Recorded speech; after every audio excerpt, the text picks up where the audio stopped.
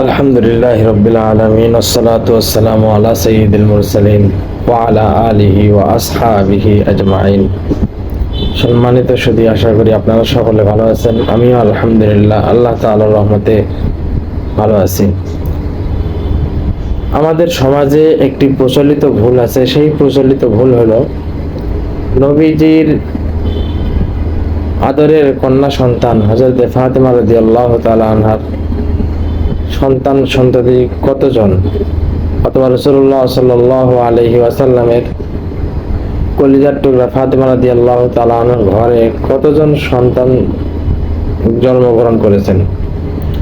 আমরা সকলে জানি বা অনেকেই তারা জানে যে হযরত ফাতেমা রাদিয়াল্লাহু তাআলা আনহার দুই মাত্র সন্তান, একটি হলো হাসান রাদিয়াল্লাহু তাআলা আনহু আর একজন হলো হোসেন রাদিয়াল্লাহু তাআলা আনহু।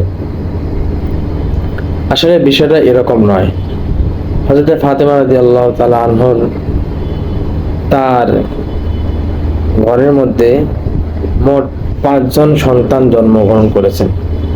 একজন হলো হযরত হাসান রাদিয়াল্লাহু তাআলা আনহু, আরেকজন হলো হযরত হোসেন রাদিয়াল্লাহু তাআলা আনহু, আরেকজনের নাম মুহসিন, এবং দুইজনের নাম আর দুইজন মেয়ের নাম হলো জয়নাব এবং উম্মে কুলসুম।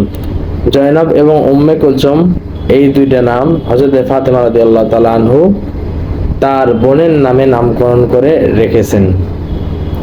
আল্লাহ তাআলা আমাদেরকে এই বিষয়টি বোঝার তৌফিক দান করুক। এবং এই জিনিসটা আমরা আরো বুঝলাম যে হযরত ফাতেমা রাদিয়াল্লাহু তাআলা আনহার ঘরে শুধুমাত্র দুটি সন্তান নয়, মোট 5 জন সন্তান জন্মগ্রহণ করেছিলেন।